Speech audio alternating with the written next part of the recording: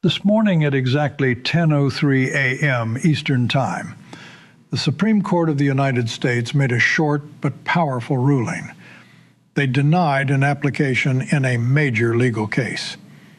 All 9 justices agreed, and not one of them disagreed or wrote a separate opinion. The entire ruling was just 2 words: application denied. That one sentence ended months of legal fighting, and this ruling came exactly 72 hours after Melania Trump's lawyers submitted a special agreement to federal prosecutors. In that agreement, she outlined the evidence she was willing to give in exchange for possible immunity from prosecution. 2 huge legal events happened just 3 days apart, and the timing suggests they were closely connected. Before anyone dismisses this as gossip or exaggerated news, the information being discussed comes from court filings, official agreements, and Supreme Court orders. These are all public records, not anonymous tips or secret leaks. Anyone can look them up and verify them. Here is what has now become legally official. Melania Trump has given up her spousal privilege.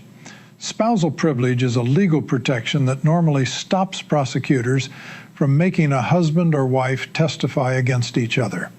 She gave it up on her own, willingly. The evidence she is presenting falls into 3 main areas. The first is financial documents that reportedly show she knew about dishonest property valuations. The second is communications, including discussions about property values and loan paperwork. The third is her own testimony as a witness, which will back up what accountants and bankers have already told a grand jury under oath. Because the Supreme Court rejected the final appeal, there are no more legal options left to stop this. There are no more appeals to file, no more ways to delay, and no more procedural tricks available. The grand jury can now hear her testimony within days. On top of all that, her former husband's confirmation hearing as a cabinet nominee is set for early March, just about 6 weeks away. Here is exactly how things unfolded over those 72 hours, because the order of events was not random. On Monday afternoon at 2 p.m. Eastern, Melania Trump's lawyers submitted a document to the special counsel's office. This document is called a proffer agreement. In simple terms, a proffer is like a preview. The witness tells prosecutors what they know, what they are willing to say under oath, and what evidence they can hand over. In return, prosecutors consider giving the witness immunity, which means protection from being charged based on that testimony. This happens regularly in federal cases. What makes this one extraordinary is who the witness is and what she is offering. On Tuesday afternoon at 2 p.m. Eastern, exactly 24 hours after the proffer was submitted, the defendant's legal team filed an emergency appeal to the Supreme Court.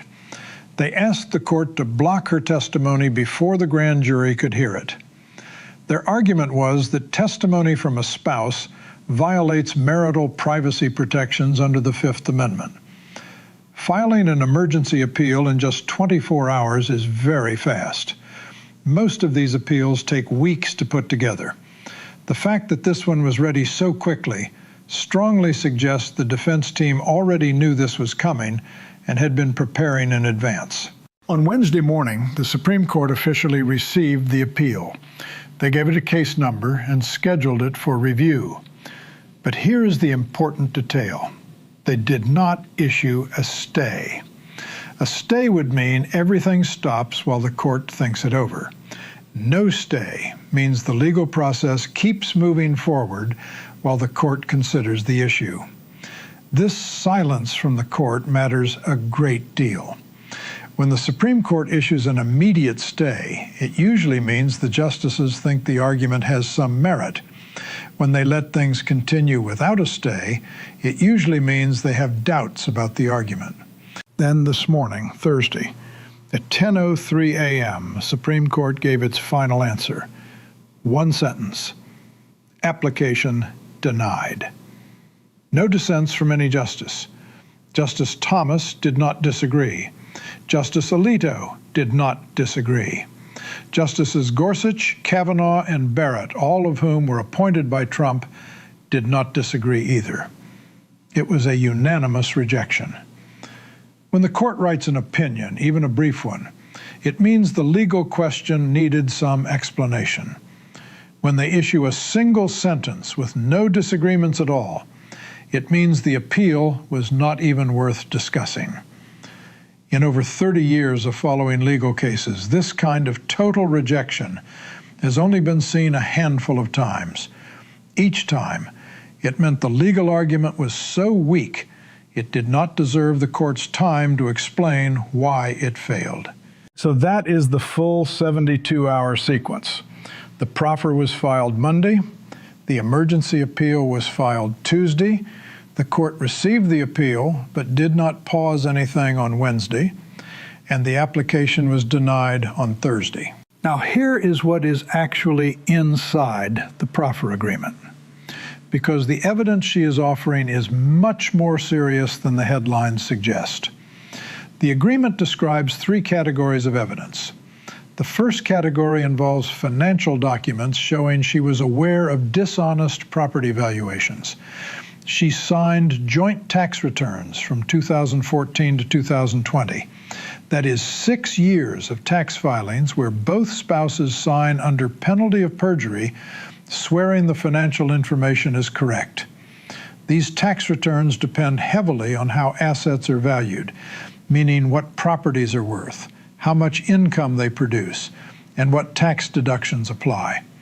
If those property values were made to look higher when shown to banks to get loans, but then made to look lower when reported to tax authorities to pay less in taxes, that is both bank fraud and tax fraud. And a signature on a joint return creates legal risk for both people who signed. The proffer also states she was present at meetings with accountants where asset values were talked about. She even asked questions about how properties were being reported. All of this is backed up by emails that prosecutors already have. The second category involves communications. This includes text messages between her and the defendant discussing property values before meetings with lenders. It also includes emails with accountants where she questioned the differences between what was being told to banks and what was reported to tax authorities. On top of that, there are recorded phone conversations where specific property values were discussed in connection with loan applications. In federal cases, if she recorded conversations in a way that followed consent laws, those recordings can be used as evidence. If she is offering them in a proffer, prosecutors have already carefully checked to make sure the recordings are real. The third category is witness corroboration. She can confirm what accountants already told the grand jury. She can back up what bankers said under oath.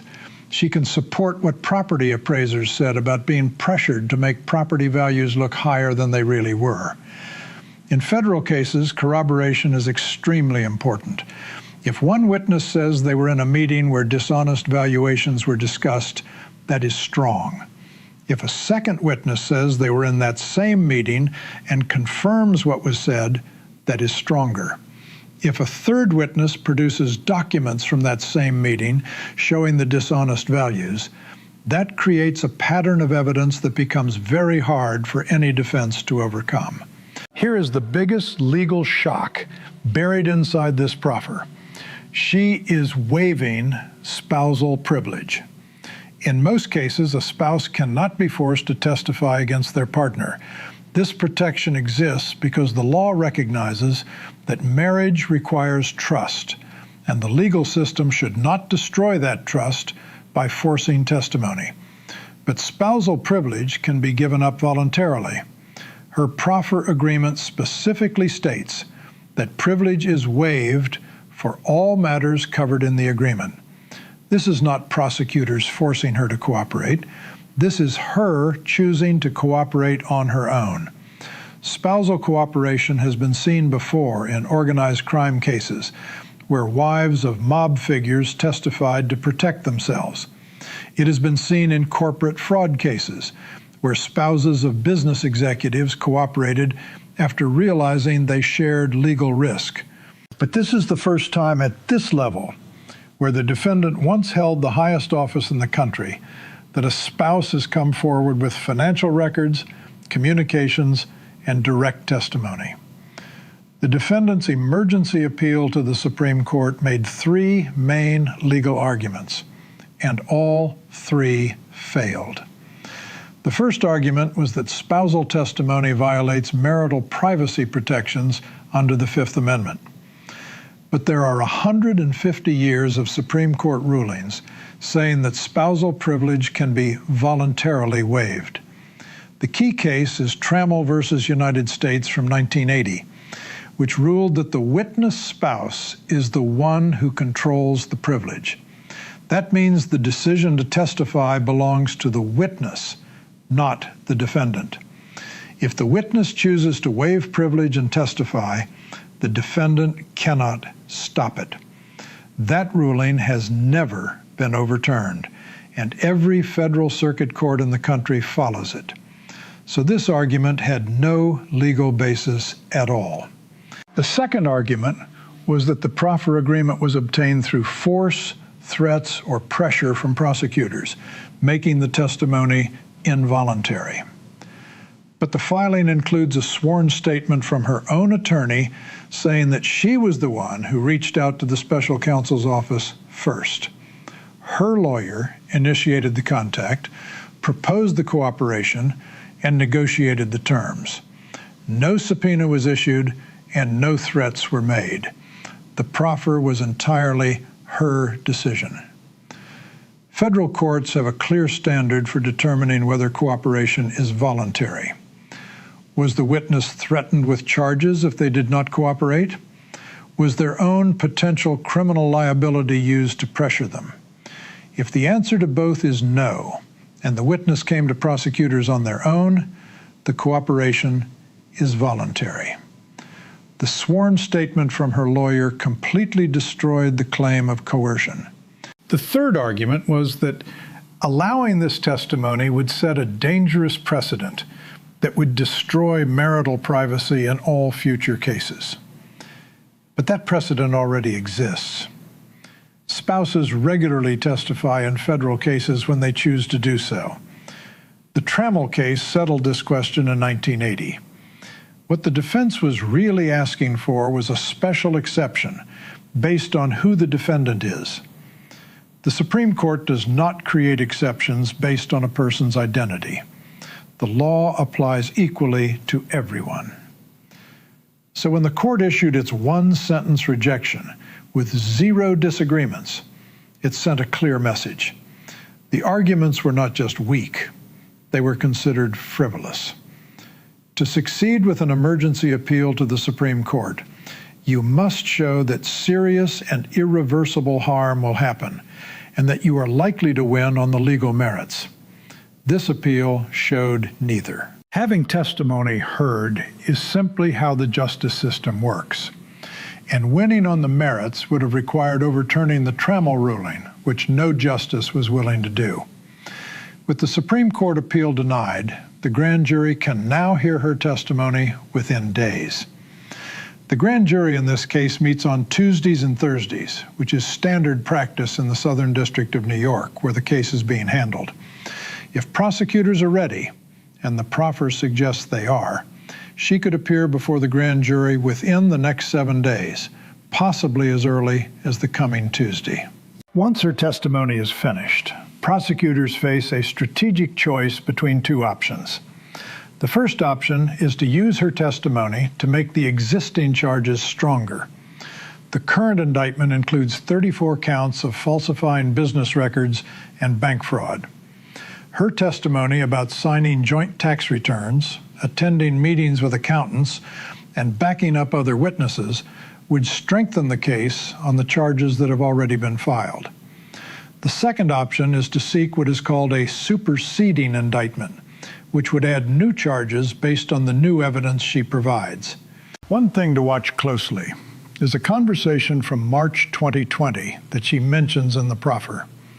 She says she was present during a phone call between the defendant and a banker where property values were discussed before a loan application. If that call included both of them making false statements together, with him saying one thing and her confirming it while both knew it was not true, that is conspiracy to commit bank fraud. Conspiracy is a separate crime from fraud itself.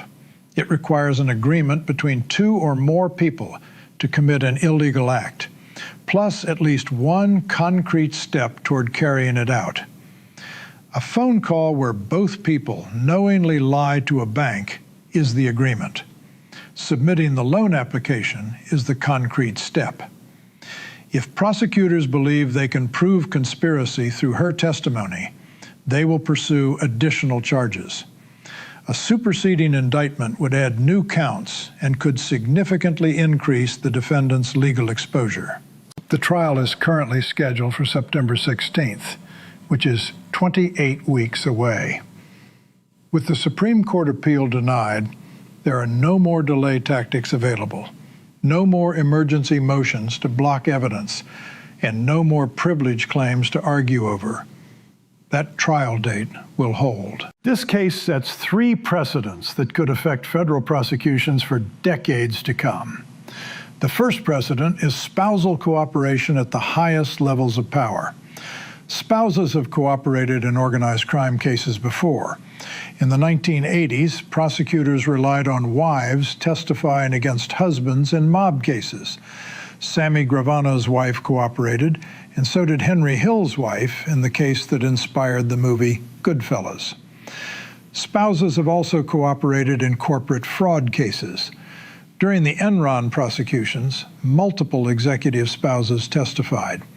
But no one has ever seen this at the presidential level, with the spouse of someone who held the highest office coming forward with financial records, communications, and testimony that directly implicates them in federal crimes. This changes the game for future investigations. If a federal prosecutor is building a case against a powerful official and knows the spouse has shared legal exposure because they signed documents or attended meetings, they now have Supreme Court precedent confirming that spousal privilege cannot block voluntary cooperation. The second precedent is that the Supreme Court's fast response sends a message that privilege claims will not be allowed to delay federal cases. The one-sentence rejection with 0 dissents just established a standard. When spousal privilege is voluntarily waived, emergency appeals based on marital privacy will not succeed. Courts will not let delay tactics be disguised as constitutional arguments. This matters for every future white-collar crime case where spouses share financial exposure. Defense lawyers now know that privilege claims will not work as a strategy for buying time when the witness has chosen to cooperate. The third precedent is that accountability applies no matter how wealthy or powerful someone is. For decades, wealthy defendants have used procedural tactics to stretch cases out with endless appeals, privilege claims, and emergency motions, hoping to outlast prosecutors or wait for political changes. This case shows the system can still function when courts act decisively. The judge maintained a strict schedule. The Supreme Court unanimously rejected delay tactics. The grand jury process continued without interruption. The court said no. The judge said no. The law was applied equally, and the system worked because the institutions held firm. Over the next 30 days, 3 specific things to watch will reveal the prosecution's strategy. The first is grand jury activity.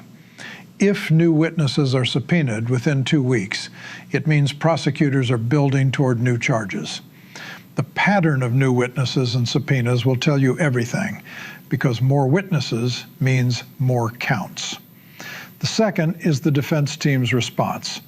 They will almost certainly file a motion to have her testimony thrown out, which is standard. But what matters is what they focus on. If they attack the recordings, it means the recordings are damaging.